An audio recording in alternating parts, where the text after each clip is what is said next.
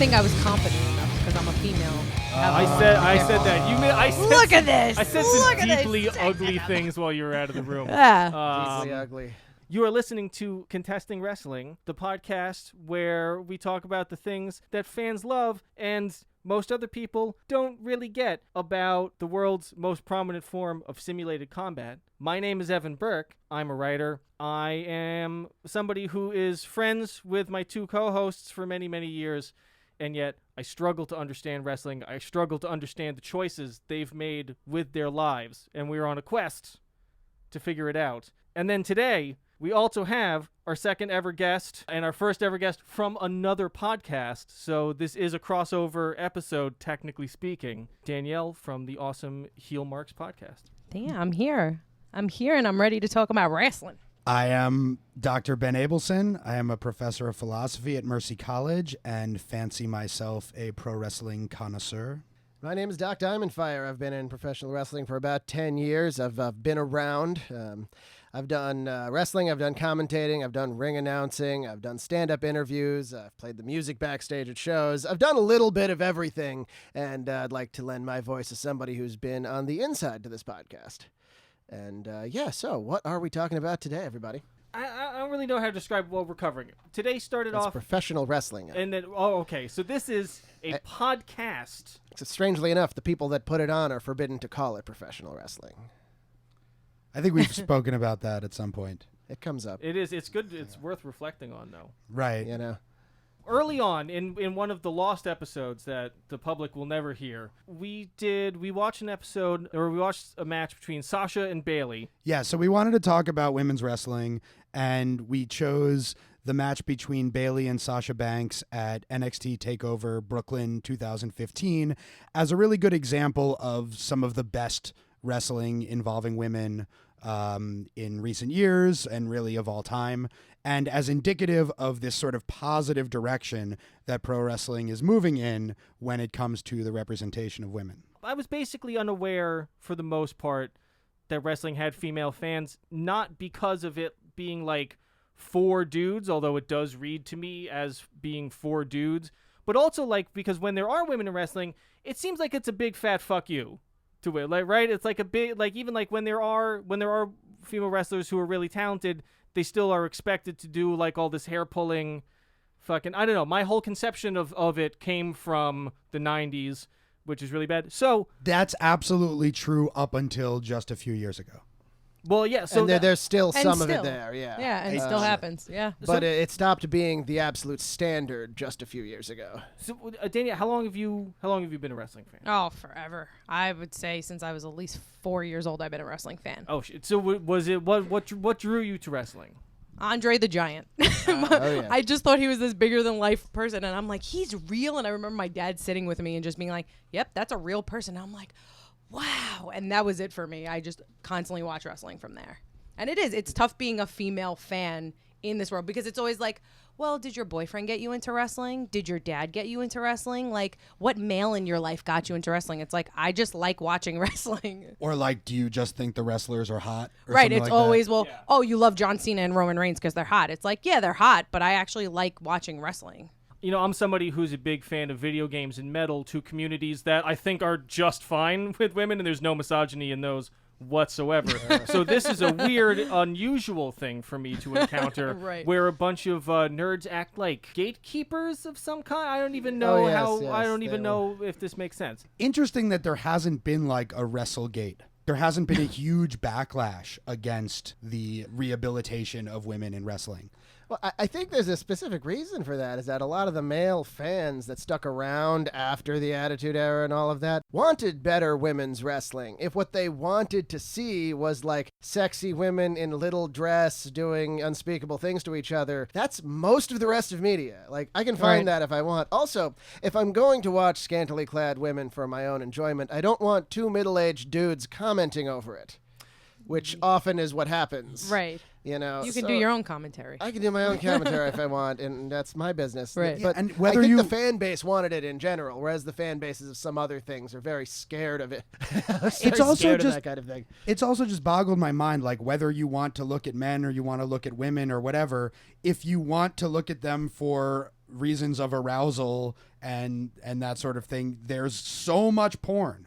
Right. Yeah. Right. You don't have to watch wrestling. I never understood why people were like, oh, did you watch this show? The person on the show is so hot. And I'm like, I have a whole other compartment of my brain for watching hot. I don't understand. Right. We watched 3 matches for this episode. So we watched Sasha and Bayley, NXT TakeOver, Brooklyn 2015. That's right. And There was Charmel and Jenna Maraska from TNA sometime in... It doesn't matter. TNA is a vortex of time and space where everything bad in the wrestling business goes to just churn and churn and churn. And then Danielle dug up... I can't remember now. It was Jackie Gaeta. Gaeta. Gaeta. It was Jackie Gaeta. On YouTube, it says that Jackie Gaeta match. It is Yeah, Jackie Gaeta and Bradshaw versus Trish Stratus and Christopher that's who it was. Nowinski.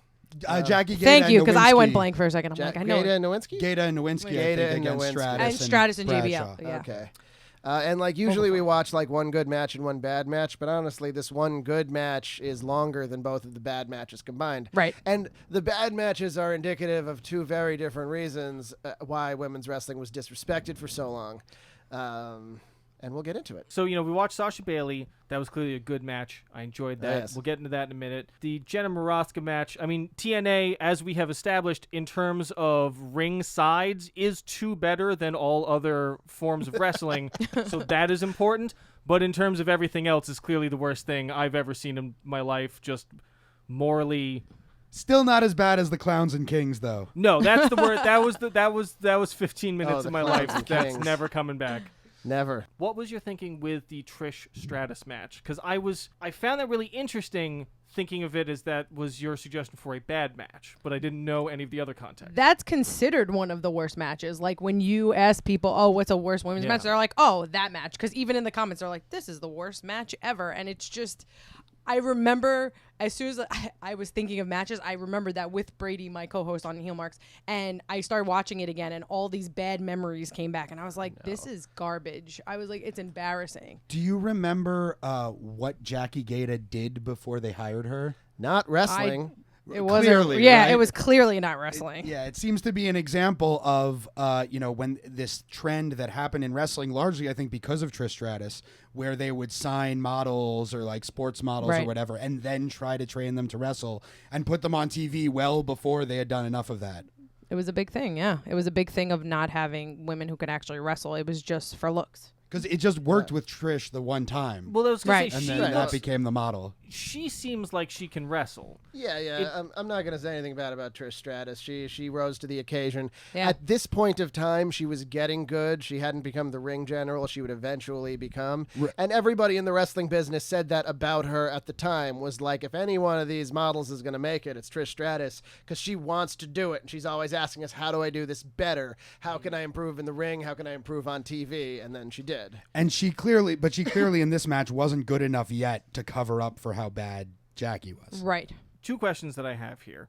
It seems like both this match and, to a different degree, the Jenna Maraska match, both had the problem that the person who is, I guess, the star is not good at wrestling. And then there are other people involved who are clearly actually good at this. Right. Yeah. Who are then must be asked, like, hey, so we're going to need you to not employ any of your skills or charisma in this match.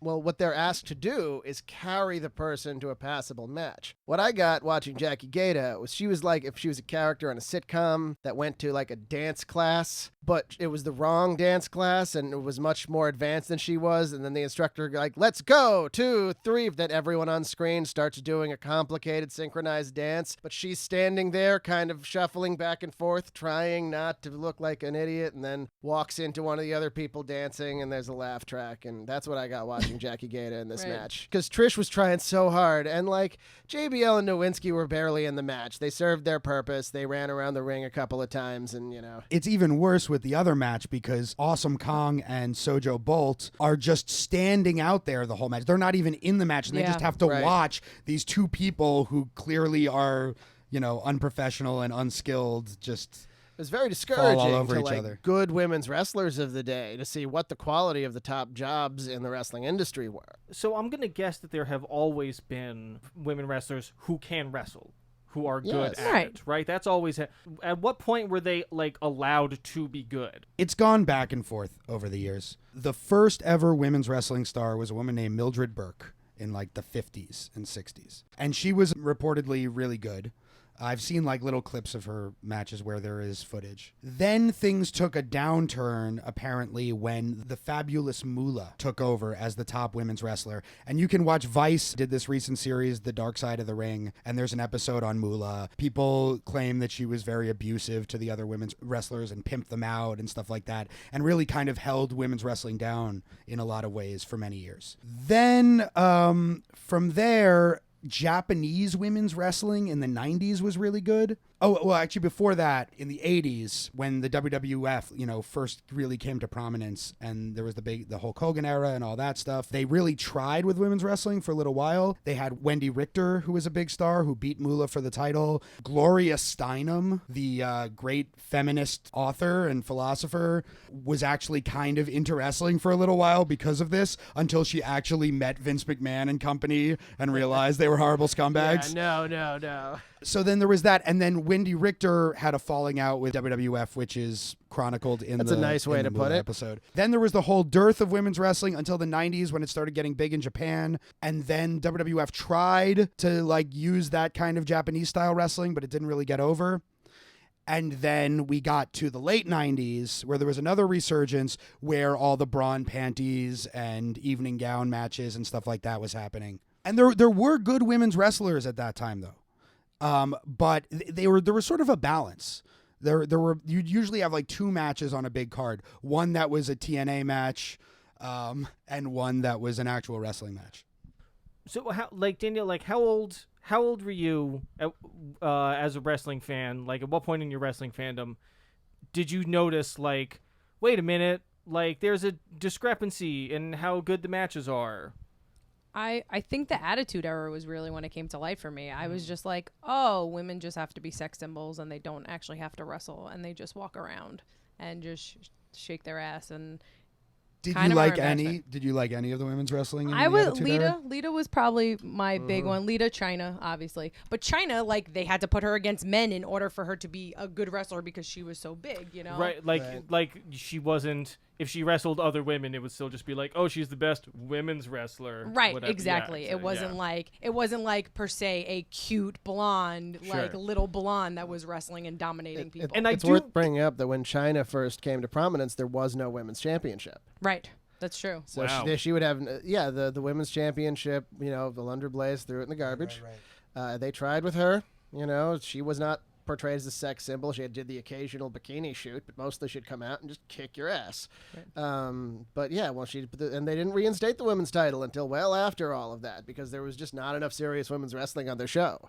It really was an incredible achievement of China to Oh transcend. yeah, Oh, yeah. absolutely. Yeah. Oh, yeah. No, absolutely. And still has not been matched. In death, she's more respected than she was the last 10 years of her life.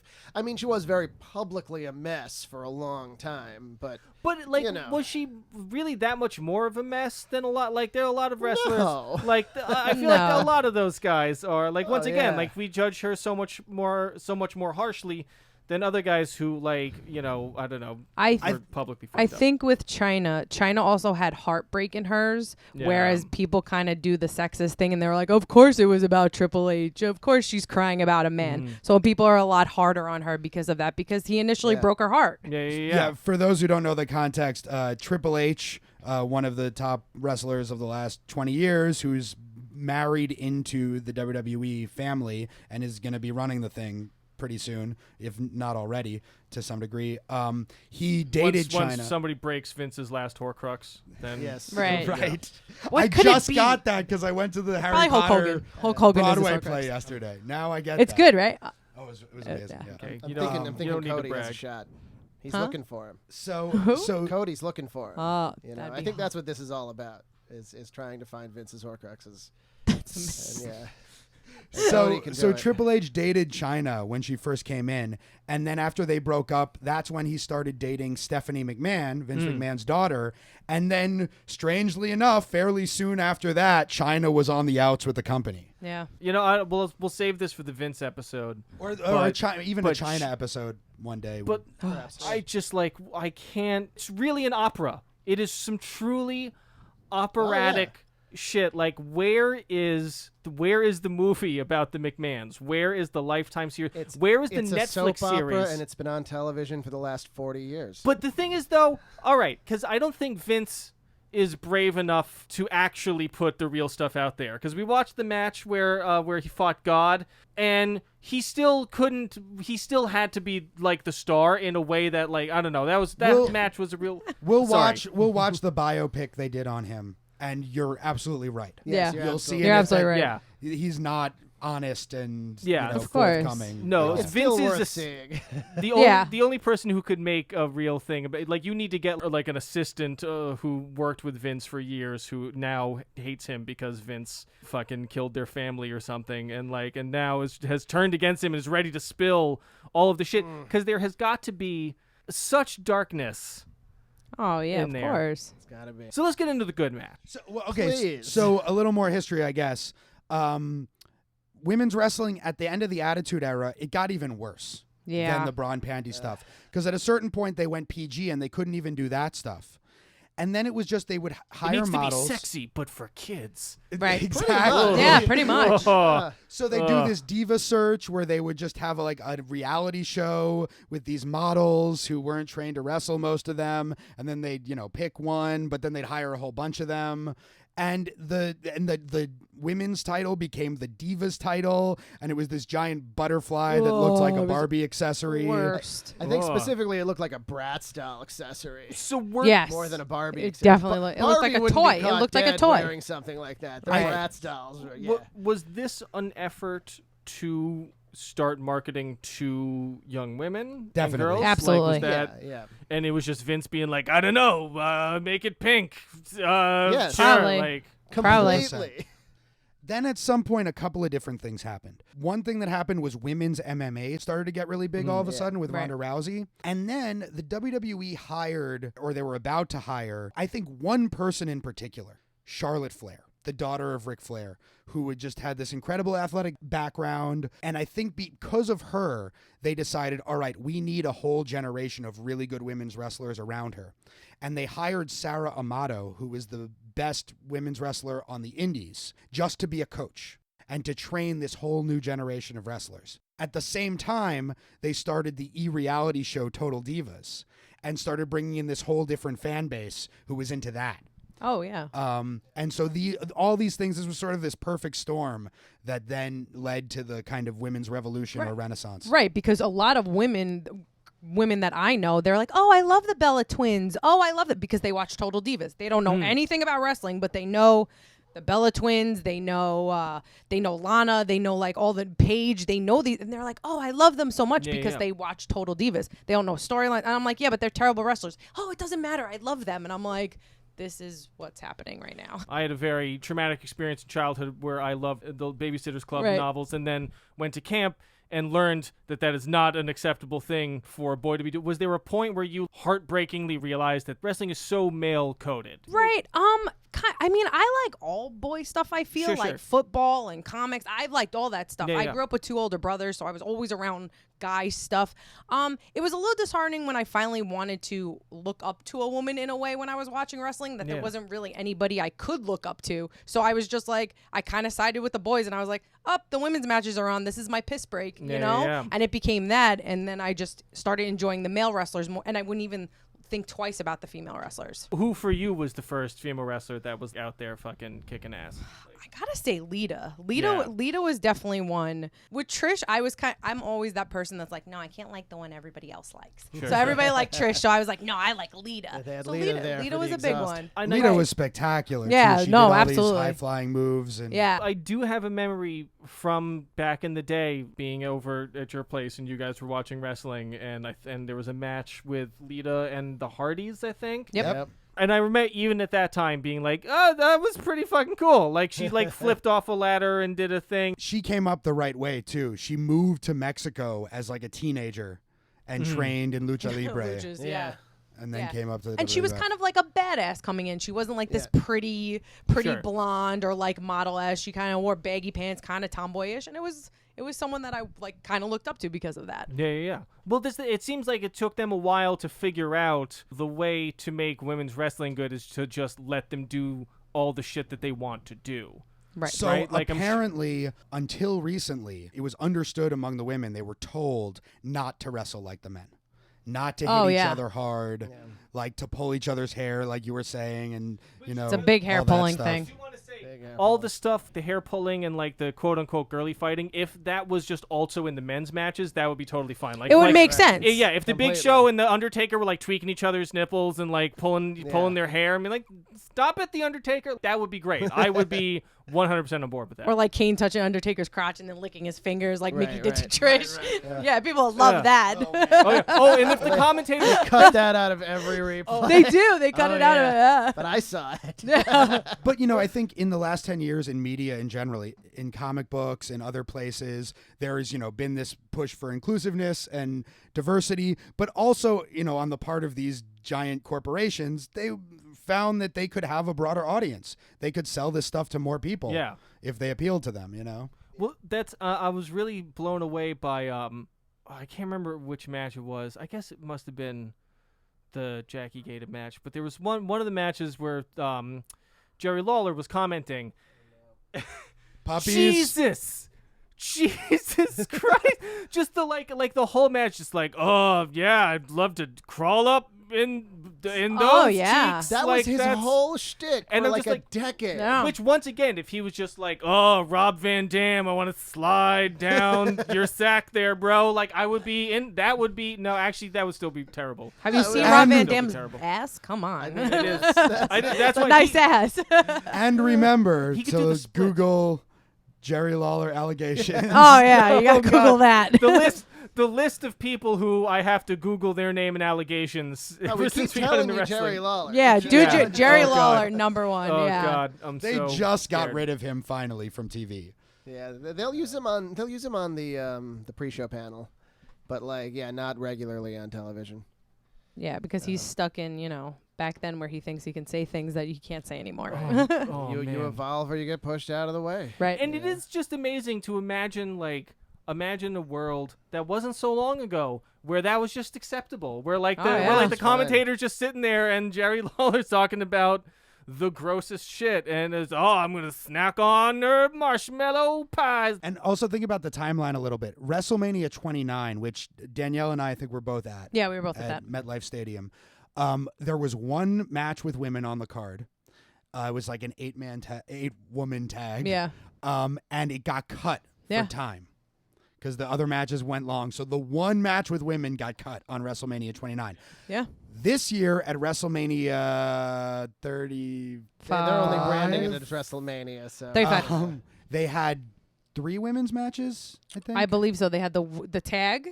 No, they had the tag. Yeah, they had the tag, the SmackDown Down title and the Raw title, and the actual main event of WrestleMania was the Raw Women's title. Did they also have the Battle Royal? and they had the Battle They had Royal. the Yeah. Battle Royal also. Oh, so 4. Yeah, in- on the there were entire 4 card. at SummerSlam this year also. Wait, what was the third one?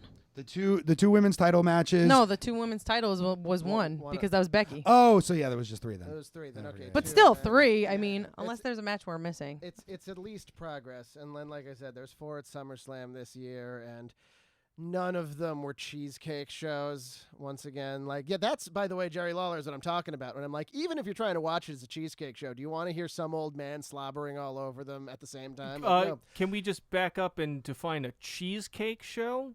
Oh, cheesecake is an old term for women in little clothing kind of smiling at you, like posters with You ever Cool. heard that term before? Pin-up stuff. I somehow I heard Pin-up it. stuff, yeah. Yeah. I've I somehow think only it's a term made it from this. the 50s. It It's doesn't an surprise me. old-fashioned term. Speaking of the 50s, if you go to his YouTube channel called Chicago Film Archives, you can see a lot of great wrestling from the 50s, and they have women's matches.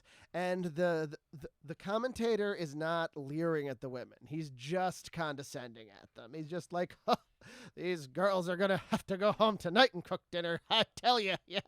And it's like, I'm honestly not sure which is worse. 'Cause I don't know either. Oh. yeah.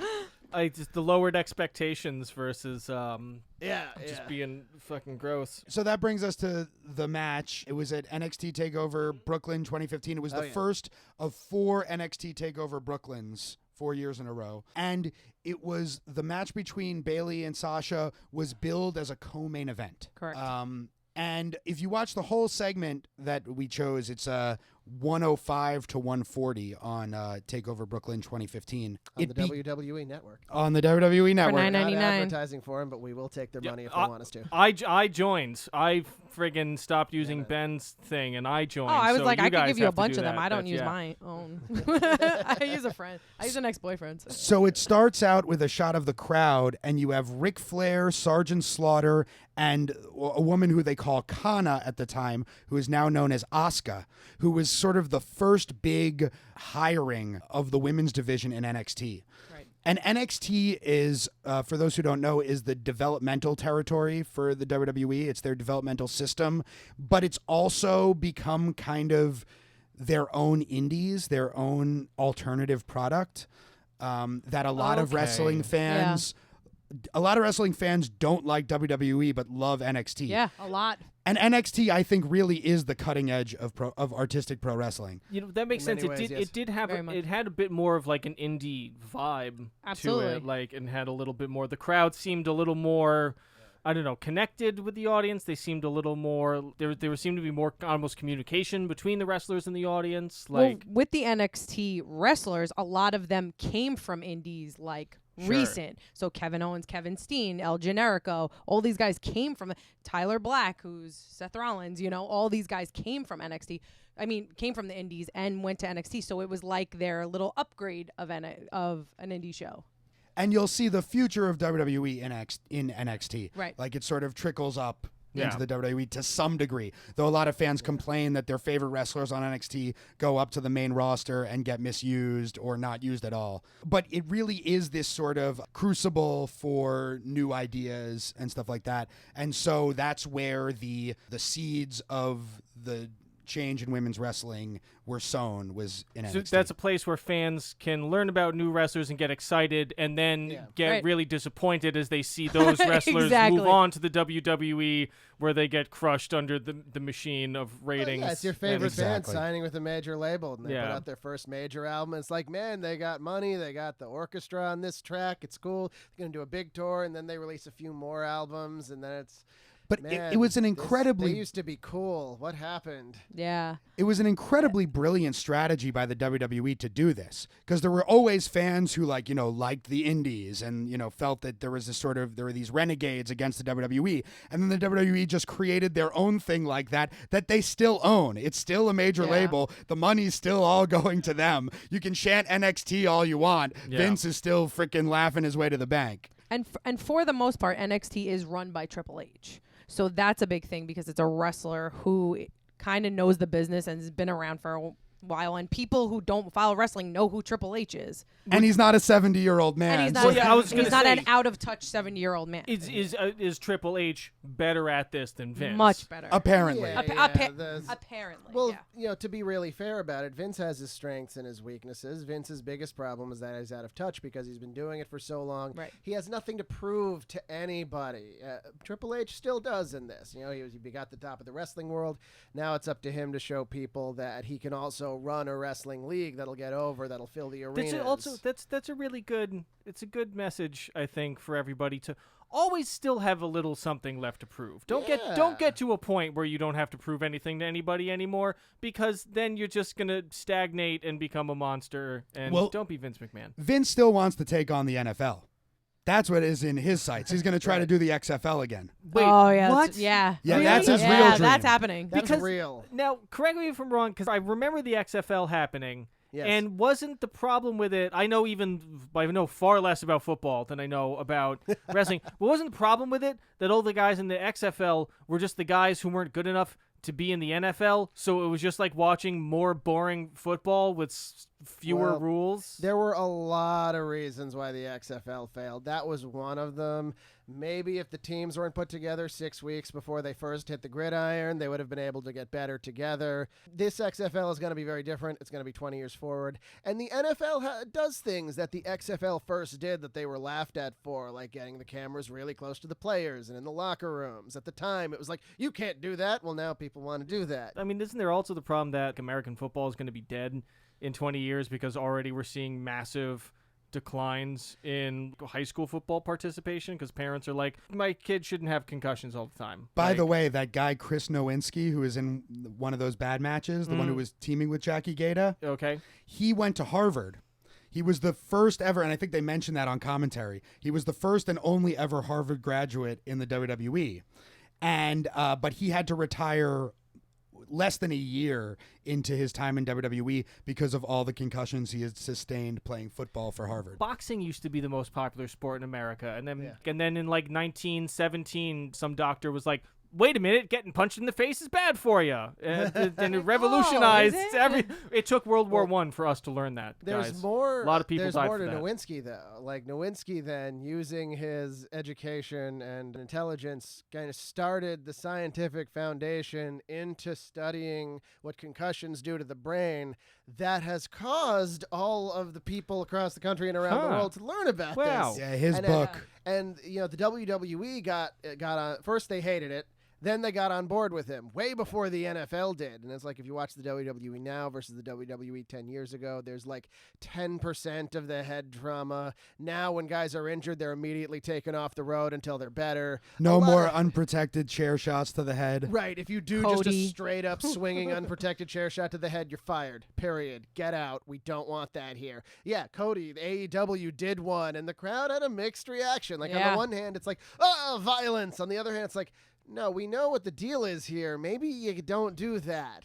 Didn't help that it messed it up and the lip of the chair tore his head open. So this, One more thing on the NXT thing. You know, as much as it's like, oh yeah, Triple H, you know, he's not as out of touch as Vince and all that stuff. This is wrestling.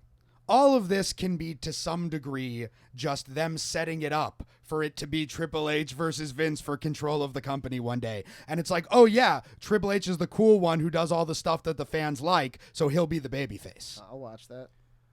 Me too. Wouldn't you watch that? Yeah, I'd watch it. wow. We will be. I mean, that is some real. In some ways, the McMahons are the ultimate artists. Like there is no boundary. It is their universe. Yeah, that's 100%. it's their life, it's everything. There is no I'm sure they get to the point where they are confused about what is real and what is not real in their own lives. I read an interview with Vince McMahon once in some mainstream publication, and the person was just wondering at how, when talking about himself and talking about his wrestling character, he would seamlessly be talking about Vince McMahon and Mr. McMahon, the character, not quite interchangeably. Cool. That's a real healthy with a way to real, live your life. So back to the match. So we get the shot of Kana with Sergeant Slaughter and Ric Flair, which is kind of a big deal that she's standing next to these two Hall of Famers. Then we get Stephanie McMahon coming out and giving this really condescending speech about how the women deserve the spot that they're in now. But she's not actually saying the women. They're still saying divas at this point. So it wasn't they hadn't gotten to the point where they realized that was a really like patronizing term. And then they earned the right to be called women. WrestleMania 32. Exactly. WrestleMania 32, they stopped and they were like, you'll no longer be divas, you'll be superstars. It's like, thank God. Is it the speech that she comes out and gives at the beginning? Yes. Which had a real... I glazed over very quickly when she started talking just because it had an energy that reminded me from a lifetime of working in retail of the manager pulling everyone in and being like, guys, just remember the break room is for when you're on a break. Okay? You can't be in there when you're on the clock. She has cultivated that character, that exact attitude over many years, and it's made her one of the biggest heels in the industry. I She's mean, very Vince-like, you know, because everyone thought that like, oh, Shane McMahon's going to take over the company. Vince ran the company. Vince's father ran the company. Vince's father's father ran the company. And then Shane was like, I'm going to go do my own thing. And Stephanie's like, nah, me. I'm going to marry the big wrestler, and we're taking over. And Vince is like, yep. Shane McMahon looks like a man who has released at least one hip hop album in his life. Not yet, but I could No, say Or Or it's he that. coming. looks like It's he looks gonna happen. like somebody who, if you talk to him for more than a few minutes, he will tell you about his SoundCloud. Yeah. Yeah. But That's WWE, really good, actually. That's exactly right. Yeah. but yeah, WWE has made sure that Stephanie's face is on every step of this women's revolution or whatever, so that she can claim ownership, that a McMahon can claim ownership of all of it, despite the fact that it's their fault that they were in the Yeah. position that they're coming out of to begin with. Right. So why is this match such a big deal? This was the first really big main event involving the women in a very long time. And the first one that was purely these two are good and they want to win the championship because they're good. Not I'm hotter than you, not you stole my boyfriend, not we're women so we all just don't like each other. It was more that everybody knew that despite the fact that they talked mad trash, that they did like each other, but they were competitors and they wanted to be champions, so they fought for the title. Also, while Sasha Banks is Snoop Dogg's cousin, She is, yes. but unlike her and Charlotte, who's also like this legacy wrestler, Ric Flair's daughter, Bayley was a purely homegrown character and Absolutely. talent Yeah. who's not really sexy. I'm She's sure whatever. if she put on a bikini and a lot of makeup and posed with like her butt in your face, you'd be like, yeah, she's sexy. But that's not the point of her character. exactly. Right, it's not It's the not point. how they present her. That's not how she presents herself. There's nothing wrong So with you're being more- it's more that- sexy, it's more that but she is you the want to be sexy first. She's definitely a character that you want to root for. She's Sure. sweet. She's bubbly. Kids love her. She has a girl that follows her, Izzy. Izzy, right. Dress up Yeah. like She's getting her. in the She's always in business. the front. Yeah, she's always in the front of the crowd. She runs out and hugs her. She's like this kind of John Cena-esque caricature Yeah. that people love and are drawn to. It's Little all- it's all- girls it's go like- Little crazy girls for love Bayley. her. It's almost like she is the first female character that is allowed to just be a character, or to be a Right. character Yeah. that Right, is like completely she had a character. that doesn't have to have sex appeal be a part of her. Right. She can be a Right, character exactly. like The Undertaker. I mean, or- her one of her finishers is her she hugs you. Like her shirts say I'm a hugger. Like Right. she's just all about hugging and positivity and all this stuff. She is anti-edgy. Yeah. Like she Right. is the least yeah. edgy person I think I've ever met. wholesome is the word the kids Wholesome. are There using we go. these Yeah, there we she's go. very That's wholesome, what yeah. it is. Yeah. And to me, the idea that a character like that got over as much as she did and that the people were so excited for her really speaks to a dramatic change in the wrestling fan base. Yeah. That they're able to accept a pure babyface like that who's just, who's all about, as Danielle said, positivity and love and not hatred and angst and violence. And a wrestling fan. She's a super wrestling fan. Always talks about how much she loves wrestling, how she grew up always wanting to be a wrestler, and she's someone little girls could look up to, and people even myself could look up to. Their match did seem to have as much heft to it as these other like long storylines with male characters. I will say, even though they refer to the four horsewomen, I forgot about it, and I spent the whole match trying to figure out why a guy in the audience had a big sign that said horsewoman on it, and I was like, what is he? Is he saying one of them looks like a horse? Is he? I'm really confused. No. The whole story there is Bayley being bullied by Sasha and the other horsewomen, and then and losing to all of them, but then working really hard and coming back and like finally overcoming. Who doesn't love an underdog story? Exactly. Rudy, we were all cheering Bayley at one point because everybody Yeah. loved it. It's like the Rudy story. I think the crowd was sort of divided at the beginning of the match, but one of the great things about it is by the end everyone wanted to see Bayley win. Right. I know that the commentators play an important role usually, right? And they're Yes. kind of like in dictating the vibe of a match to some degree or something. But it was the first time that I noticed like they really had to be like scared and intimidated by Sasha. Like they would be to the Undertaker. Yeah, exactly. Which and I feel like I noticed that. I don't know if I'm just becoming more savvy or if they make more of an effort to do subtle stuff like that in NXT than they do in WWE. There is a stylistic difference in the commentary between NXT and the WWE, and a big part of it is that Vince is not producing the commentary on NXT. It's much more like traditional pro wrestling commentary than what you get on Monday Night Raw these days, which is just them like plugging Twitter half the time. Or and like just, making fun of each other. right. They make fun of each other a bickering. lot, yeah. Yeah. Instead of just concentrating on what's going on. It's like, you ever see real sports on television and the commentators like, screw you, Ed. It's like, no, it never happens. No, There's yeah. no reason for it. It's a hostile work environment. Right. Right. Even in the 80s when they would have the heel commentator and the face commentator and that was it, they would still only occasionally truly insult each other. It would be more like the babyface commentator trying to get the heel commentator in line so they can call this match. Oh, yeah. I remember when it started, it was fun when it was just like JBL and Cole, occasionally taking a jab at each other. But WWE seemed to be like, oh, that is what we want all the time, which is a lot of what they do. They take something that's cool and then they just fucking beat you over the head with it until you're completely sick of it. Yeah.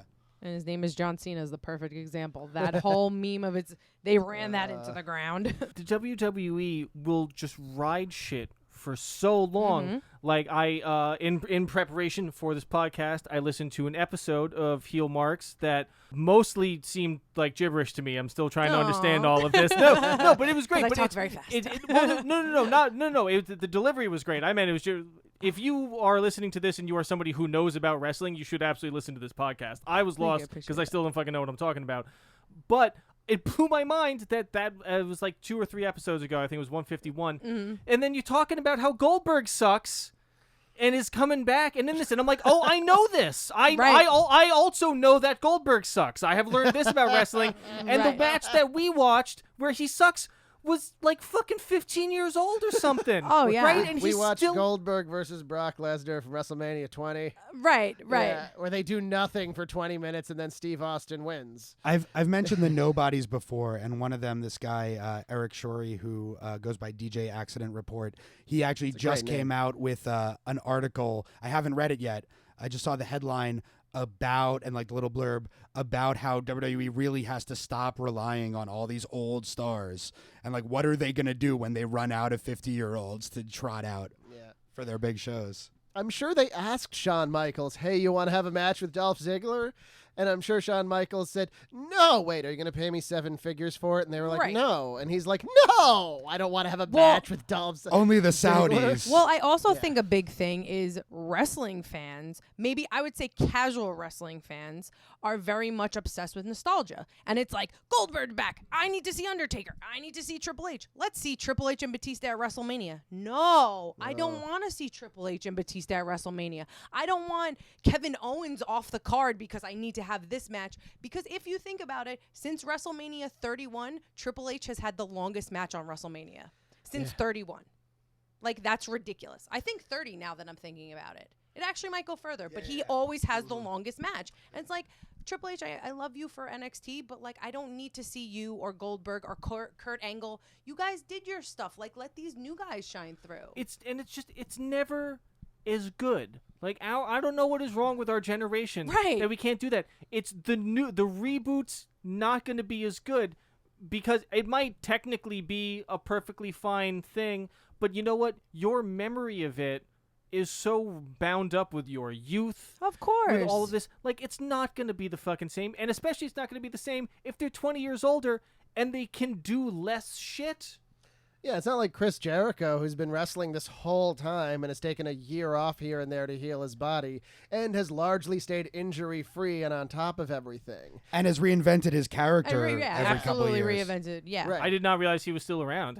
He's the guy. He had the fucking the metal band. Thank you. Fozzy, yeah. They had their first actual hit about 2 years ago. Yeah. That became a hit across Europe. I saw them in June. It's called Judas. It's not bad. I don't know if you'd like it, but it's not bad.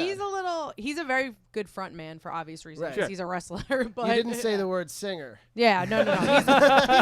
He's an excellent front man. I remember when okay metal singer. I remember Doc when we saw them years and years ago. Many years ago. It was great because they kept his mic fairly low in the mix, and everyone there knew all the words to all the songs because they were all classic metal covers. They were still so a it really cover didn't band. matter. They were still a cover They were band. still a cover That's band, funny. Yeah. Singing But- TNT and stuff. Chris Jericho, all things considered, may be the greatest professional wrestler of all time. I mean, if you really want to sit down and look at it year for year, he's going to main event the next big AEW show. That's his latest reinvention, is that he left the WWE, and now he's the old guy who can still go that AEW has hired. They're not hiring 15 of them, just Chris Jericho. And that's okay. And that's fine. And he may be the first champion. By Probably. the time this airs, he might already be the first champion. I would guess he would be. Then the task is somebody can beat him. And then they've And beaten pass somebody. the torch. Yeah, then they've beaten somebody you know about and you care about. And like That's how you use the old guys. You That's don't how you have use the two old of them have a 20-minute match on WrestleMania. Or have like Goldberg fight Dolph Ziggler, and it's like, but who's elevating who? Like, nobody's elevating anybody. You bring an older guy back to pass it, like Trish and Charlotte, like passing the torch. I'd like to see, like, if Triple H is going to wrestle at WrestleMania, maybe he should just do tag matches with the younger guys. He can lend his name to it. Mitsuharu Misawa did that for years after he couldn't really go anymore. He'd be in six-mans, you Triple know? H, Stephanie and Ronda and Kurt were fine. It was fun. Like, it was you like go. that was fun one of the match. better matches at Mania. It was that like a year, actually. fun Yeah, match. Do you think it's that Vince thinks that the nostalgia sells? Do you think it's that Vince is afraid of change? Well, why do you think it is? Because this Yeah. also, Yeah. this All of also the seems above. like a business where the wrestlers don't really want to. You don't really want to keep doing this forever, right? Even if you love it, like Vince it- doesn't It's hard to understand. let go. It's hard to let go. You get Yeah. as far as the wrestlers talk about it, they get addicted to the pop. They get addicted to being in front of the crowd. They don't want to give up, a lot of them. And Vince doesn't understand, like, younger people. At some point, like happens to a lot of people, he just stopped understanding how he doesn't understand why the guys don't just take the top spots in a ruthless fashion anymore like they did when he was younger. I think it's a deeper problem than that, though, which is that they don't want people to become that big. They learned, and this actually goes back to the other episode we had where Brock Lesnar left in 2004 after they had put everything behind him. They don't want anyone to get bigger than them. They want to be interchangeable. They don't want to get to the point where someone is so popular and so powerful that they can go somewhere else and bring all their fans with Like, them. do you think Vince just watches the Fast and Furious movies and like just can't handle that he's not getting a cut of The Rock's paychecks? John Yeah. Cena's going to be in the next one. Yeah. Somebody explained to me that apparently Yeah. it was a very hurtful thing that The Rock and Jason Statham did to the rest of the Fast and Furious family. Yeah, With- Oh, I apparently. haven't seen it. They have been, they apparently, like, they had all been making the movies together forever, and then The Rock and Jason Statham were like, we're going to go make the sequel and make a lot of money. Because obviously, who doesn't want to see that movie? I don't even really watch those movies, and I'd go see who it doesn't if I want to went to watch the those two movies. guys have problems with each other? I'm sure it's very entertaining. But apparently there was a big problem, I and thought- then they spitefully got John Cena to replace The Rock. I thought it was something about The Rock and Vin Diesel not getting along. I don't know. Somebody Well, yeah, told Vin me. That Diesel doesn't was surprise someone me. else in the Fast and the Furious movies. You know Vince wants to book that match. Oh, yeah. Oh yeah. Oh, yeah. Vin Diesel is an avid D&D player. You're welcome. Yep. And he has a tattooed on his arm. Yeah, I always find that's a fun fact. He said. I remember reading something where he was talking about his he's got a character that he played forever that he made a movie that like 5 people saw a few years ago, but he made a movie that was his D&D character. Oh, that's great. That sounds amazing. I didn't know that. It's I remember he had a fucking robe and it was like a fantasy CGI thing and it was in theaters for Amazing. 2 days. and sounds amazing. Was fucking We're gone. gonna have to find this. And then people were like, "Vin, what the hell was that movie?" And he was like, "It's my D&D character." And Yeah, loves D&D. So a couple of things I liked about the actual Bayley versus Sasha match. Yes, thank you, Ben. Now we're We digress. That's good. This is good. Normally, this is my job. See, you're stepping up. In case I die, somebody needs to be on top of this podcast. So there was a lot of cool there were a lot of cool innovative moves in the match. What I liked the most about it was Sasha Banks' ruthlessness working on Bayley's hand. Oh, Yes. me too. So Bayley comes in with the injured hand. She's got the Dusty Rhodes tape, polka dot tape around her hands because Dusty Rhodes had just died recently, and he had a huge part in developing a lot of the NXT characters early on, especially Bayley. So one day she comes out with a ponytail, and she says that Dusty came up to her in the back and said, "You always wear the ponytail now. You're the ponytail girl." And that established her character. Like, that was it. From then on, she was the ponytail girl. She, like, kind of pulls the ends of it to the side Yeah. for her comeback right before she does her big move. With that Dusty Rhodes tape on her hands, Sasha comes after the hand. She smashes it between the stairs. My favorite moment in the match is Sasha has Bayley in the bank statement, her finishing submission hold. and Bayley's reaching for the ropes with her hand, and Sasha just viciously stomps on the hand to keep her from getting to the ropes. So good, yeah. And then they roll over in a nod to the Chris Benoit, Triple H, Shawn Michaels main event from WrestleMania 20. Never not think of that. So Bayley gets the bank statement on Sasha, and then they move towards the finish, which we can talk about in a minute. Was her hand actually injured at the time? I mean, obviously, I'm sure that it wasn't like that she wasn't actually hurting think it. it was there injured. any reality to that? I think it was injured before that, but then obviously it got better, and then I think they just worked on it a little bit because obviously she can't be stomping on her hand.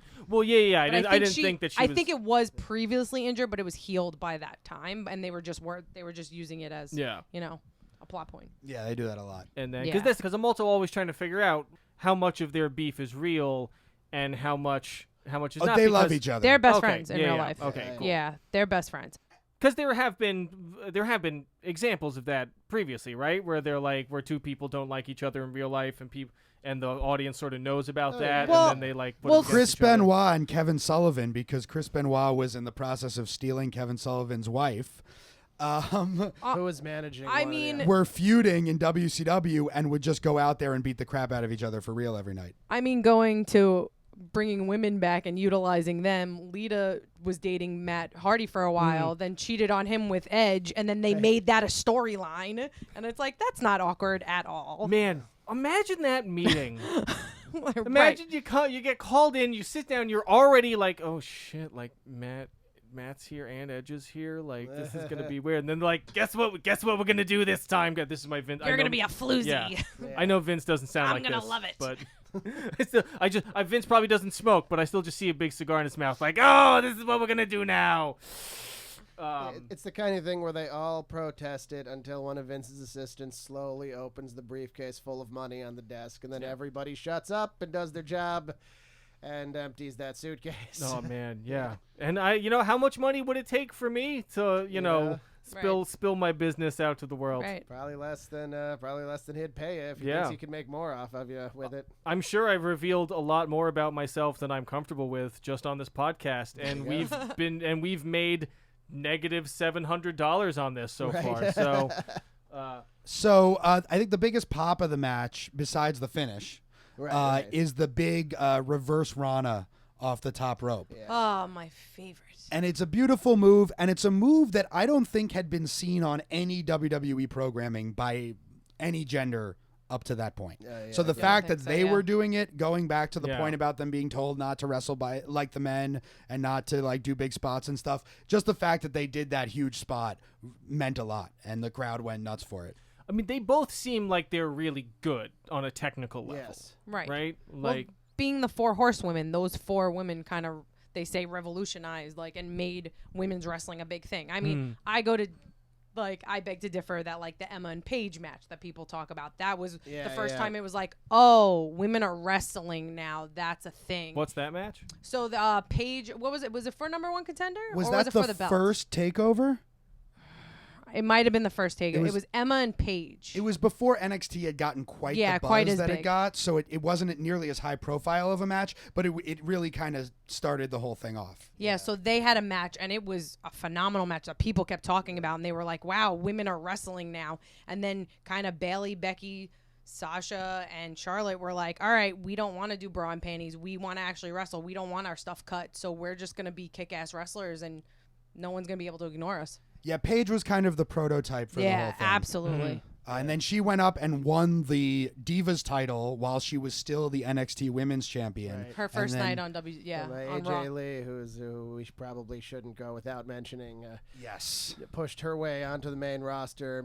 Made sure she had good matches, and then retired as soon as she could because Yeah. she didn't want to deal with it. She anymore. was the one who, in a promo, because they actually made this a storyline about her saying that the Bellas weren't real wrestlers. And she had some great lines like, you took my life's work and turned it into an accessory, talking about the Divas title. And what was the other? She would talk about how, they wouldn't be in the position they were if, they weren't sleeping with John Cena and Daniel Bryan and stuff like that. Oh, you can't sexually transmit talent or Oh, something. right. Whoa. Talent is not sexually transmissible. transmitted. Yeah, transmissible. Yeah, so she came out because, it was the whole Yeah, Diva yeah. search, all these cute What year was model this? type. 2015. 2015. Okay. So 2014, AJ Lee came out, and AJ Lee was not a diva at all. She liked video games and liked comic books and was kind of like the anti-diva. So people actually really started liking her because she was so anti-diva. Yeah, and so she sort of really started pushing it. I guess, we probably would have still gotten to this point, Right. maybe without Right. her, but she was a huge catalyst at the time. And then she left because she's married to CM Punk, and we'll talk about CM Punk a lot more, I think, another time. But That's a whole other conversation. That's a he whole left the company very disgruntled, He had and then all the she heat. followed soon. all the heat. I can't wait So to I remember You can come back on for that. No, if you I want. would love to come back on for CM Punk. did I see him at that time at that ROH match I went to? No, with he you was guys gone back by in the- then. Back in the day. He was gone. was by gone. Okay, then, because I remember him. We saw him at Ring of Honor events. Like Ben and I saw him at Ring of Honor events before he got signed. Because He was always Dynamite. I feel like he was popular during like the year that I was trying to like wrestling. He was just coming up in the WWE then. Yeah. Oh, okay. All right, that makes sense. Yeah. Well, So Sasha and Bayley, like, as a match, watching it back, like, I can't say it was like as much of an all-time classic as some of the matches that are considered all-time classics, but it was the first match that the WWE put on just involving women that they let be that good. And, like, you can talk about Emma and Paige, and they were great. I was a huge Emma fan, but the spotlight just wasn't on them the way it was on Sasha and Bayley. At this point, they were really thinking already, like, a couple of years ahead, like, we have to change what we're doing with the women. And this match was the tryout, and it passed with flying colors. The next NXT TakeOver, they did main event. They were the last match. They did a 30-minute Iron Man match. They were going to call it the 30-minute Iron Woman match, and they did interviews where they were like, well, we asked Lita, and Lita said, well, the men have Iron Man matches. Why can't we have an Iron Man match? So they called it an Iron Man match, and that's when, if Evan, you don't know, an Iron Man match is when they have a certain amount of time they wrestle, and whoever can get the most falls in that amount of time. It'll be either 30 minutes or 45 minutes or an hour. A couple of really extreme ones will go a little longer. We might make you watch Bret Hart versus Shawn Michaels. I knew you were Iron going to Man. say that. I was like, Yeah. we're At gonna some watch point. that sure. one. Well, I did because I watched a Shawn Michaels match for the first time ever, and I'll bring this up. We'll once again for the we'll- Vince episode. We'll talk about that in the Yeah. Vince Okay. episode. But I see the appeal. I see the grace. Oh, yes. And stuff Yeah. and It's stuff one there. of the most graceful for So, sure. so is Right. it better? Has the concept of having a women's match that is good between talented people who you let them do the things that they're good at, has that made its way up to the WWE at this point?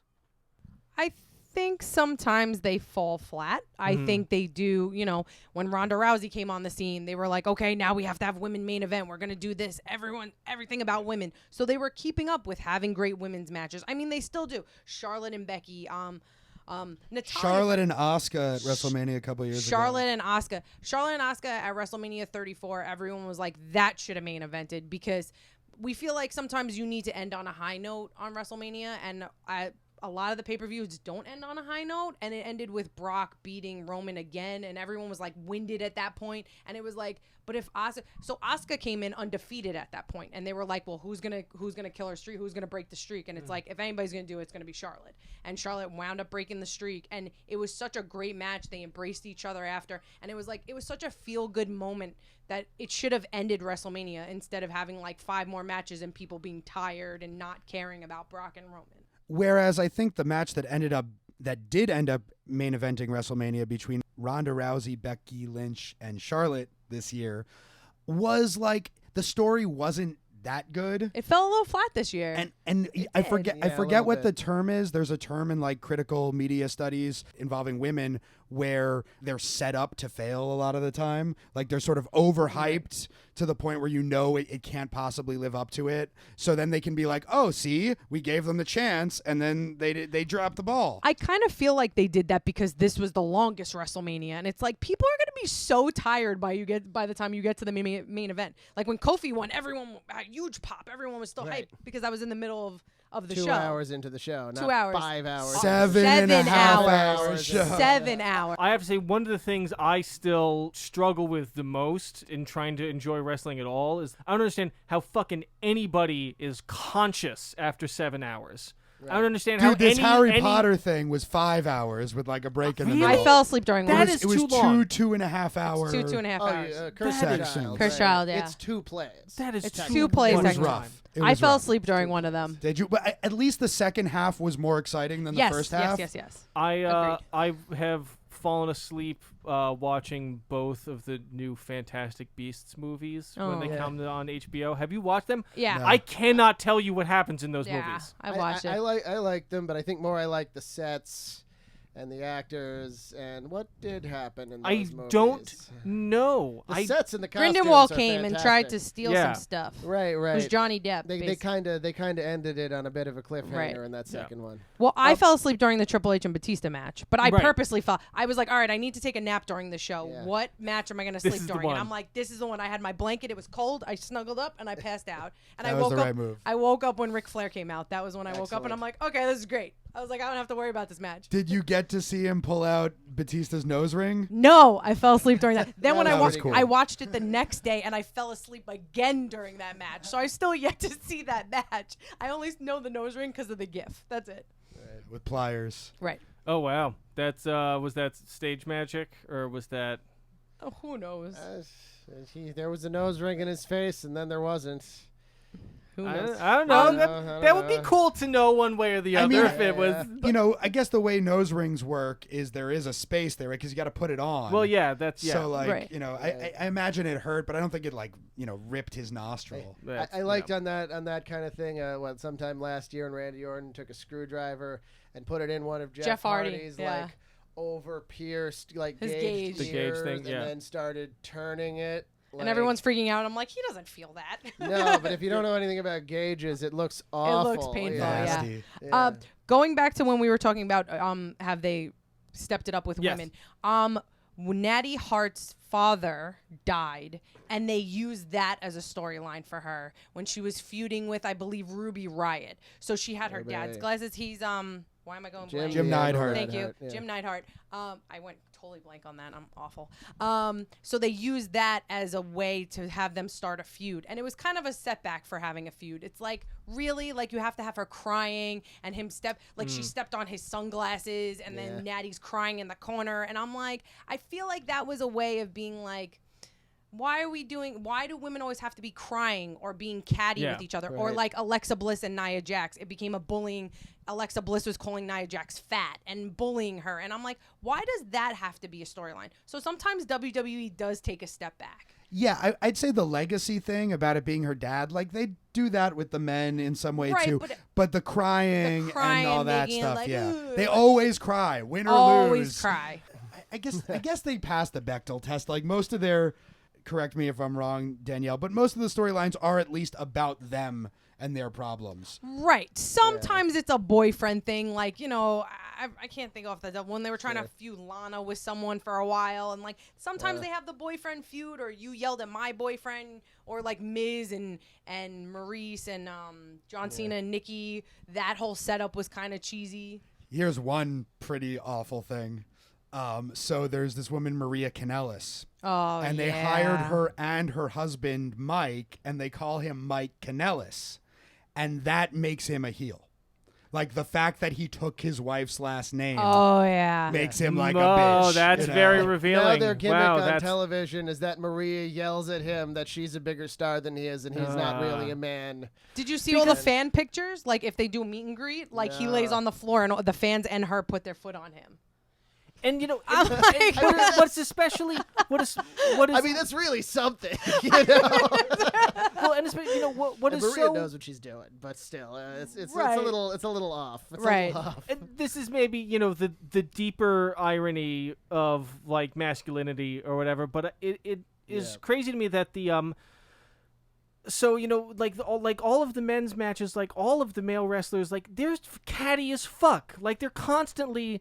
So it's like maybe it's coded in a different way. It's like the language is a little different, and obviously, you know, they're gonna lean into shitty stereotypes when they have like women calling each other fat or whatever. But like the men's, it's also them just like being like snotty little assholes to each other and Right. petty Right. and all. wrestling- but then that pettiness is given such weight and framed as like, oh, it's this epic struggle, and it's like it's still just these guys like being gossipy. I mean, wrestling is largely about people not able to sort out their differences with reason. Right. Right. So they have to fight. Or like when Kevin Owens is calling out Shane McMahon and being like, "You're doing this. That's fine." But if Natty did that to Becky, saying or Charlotte, she's whining. Like they still do that to an extent. Yeah. Where it's like, no, Dolph is sticking up for what he believes in because he thinks it's his time to shine. And then if someone else does it, it's like, nope, you're just whining. Or bossy. Or bossy, yeah. And that's why it's so important with the Sasha and Bayley match that they're fighting for the championship. Yeah. Like, there's a reason that they're fighting. Like, maybe they don't like each other, maybe like in the story. And then the story's great. Bayley's the ultimate good guy, babyface, great story. And then Sasha's like, I don't care about any of that. I'm just going to beat you. Yeah. And that's being a heel without being petty and personal issues can be good, but most of the ones the WWE do are not. Correct. And so the personal issue is just, no, I'm the best, and if you think you're the best, come up, but you're not. What I loved about that match, too, is I loved Sasha's frustration with Bayley during that entire match and how frustrated she's like, I'm better than you. Why are you so difficult to beat? Like, I love that whole thing, and Sasha was really killing it at that point. Like, the storytelling during that match was so great. I feel like I've now seen a lot of matches with the 2-count kick out, and them getting increasingly frustrated and increasing like, what do I have to do? Because it seems like the implicit rule is that if you pin somebody and they kick out, you then have to do one other thing before you pin them again. You can't just punch them in the face and then go and pin them again. People do sometimes try it again and get another 2 count. It never works. Yeah. Right, it never works. Nah. Oh, like they kicked out, I have to go and rethink the strategy. And so, it really did. And usually if they're not creative enough and they go back to the same move they just did, it will often be their downfall. Yeah. It almost seemed like, Bayley was, I don't know, collecting energy or like almost like hulked out at a certain point. Reached the point at which an underdog, the moment where she snaps, where she can't take it anymore. It's been the last straw. And then now she's going to scream and has a great scream. She sounds like death metal singer when she starts really hammering her, Sasha in the corner. Well, that particular psychology that we did explain to you when we watched that Hulk Hogan match, and Danielle, you should listen to that if for nothing than to hear Evan, who had never seen it before, describe what he saw when Hulk started hulking up. Oh yeah, and you've never seen that. I didn't know about it. I didn't know about hulking How out. delightful. I didn't know any of that. I'm gonna have to watch it because I knew '90s wrestling. I didn't know fucking shit about Hulk Hogan outside of the man. movies. And it's not even the full Hulk out. He just at the beginning of the match he hulks for just like an instant, and the crowd goes insane. Yeah, because they know it's coming. Well, he does something that this is bad for an audio medium, but he does like this. He shakes. Yeah, it's great. Yeah. He hulks up. That psychology is very big in American wrestling, where the babyface will get beat on and beat on and beat on and beat on, and then they'll get their second wind, and that second wind either will completely overcome the heel or almost overcome the heel and then lose. It's different in other parts of the world where the psychology is different. Like in Japan, the two guys get tougher and tougher and hit each other harder and harder until, like, even after they do all of their big moves, often the final move is just a clothesline, and that's just the last ounce of energy someone will drop. Or in Mexico, where psychology doesn't make any sense, and if somebody wants to explain lucha to me, I can do lucha. I've learned how to do lucha. I can do Alitas. I can jump off the second rope. I don't understand it. I'm sorry to any trainers who might be hearing me. I don't get it. I've tried. It's not a language thing because we understand Japanese wrestling. Yeah, I'm entertained by lucha, but then I've gone to a lot of shows now, like on the small independent level, where there have been several lucha matches. I'm just like, you're just running in circles. What are you doing? Sorry. So I've been reading. Sorry. I digress. Sorry, Quack. Right? Yeah, sorry, Quack. Shakar is a fantastic school. It's turned out some really good luchadors. I'm not of that style. I can body slam really big guys if you want me to, if they can post well. I enjoy lucha when I see it. I just don't really get it, you know. You know what? That is how I feel. About wrestling, so I totally Maybe understand. you'd like lucha. We should watch some AAA sometime. I was gonna say you can explain it to us. Yeah. So I've been reading. I know Ben has already read all three of them. I have only read the first so far of the 3 Body Problem novels. What is great about them, lifetime of being a giant science fiction fan, these are really some of the first modern books that I've read written by somebody from a totally different place. It doesn't have the Joseph Campbell monomyth screenwriting books, like the structure that they teach you in screenwriting classes. Doesn't have the hero journey, because what you were talking about with the matches, there's always that point with the underdog. So there's always a point where the underdog winds up in the belly of the whale in the match. It's always the point. There's the point where the people in the zombie movie are hiding in the sporting goods store after the zombies killed like a third of the cast, and it looks like there's the point where all is lost. It's the heat. In wrestling, it's the heat. And so, one thing that's so great about reading the Three Body Problem is that it doesn't have, that's right, it still is a story. It still progresses in a way, and the characters have arcs, but it's not it's not the specific hero. Maybe the other two books. Read the other books, yeah. I mean, I think you're right. It doesn't have quite the same trajectory. It does have those moments. They just show up in different ways, but... With wrestling too, when a babyface is chasing the title, it's a lot more fun, I feel. I mean, I might be speaking for myself, but I feel like the babyface chase to get the belt from the heel is a lot more entertaining, and people get behind it more. And I think that's why when Bayley was about to win or was going to win and everyone knew it and everybody was rooting for her, they couldn't wait because she was finally conquering the heel. And it was the hero's journey where he was finally going to, capture the flag. Yeah, it's rare in wrestling to have a babyface be the champion for a long period of time. Hulk Hogan was an exception. The whole like WWF/WWF territory was an exception around here. It would be long babyface stretches, and then the heel would have the championship for a few weeks. Yeah. Until the next babyface won it, and that was more the exception than the rule. In the South, it was always the heel champion, Ric Flair and such. Yeah, and the chase, the babyface chase is always the good one. And that's why Ric Flair won the title a dozen times, and Bruno Sammartino only won the title twice. Even though Bruno collectively was champion for about 15 years, he would just beat all the bad guys when it came time for the title match to happen. And there is something about American media where it's like, we like Superman, right? Right. Who can just beat everyone.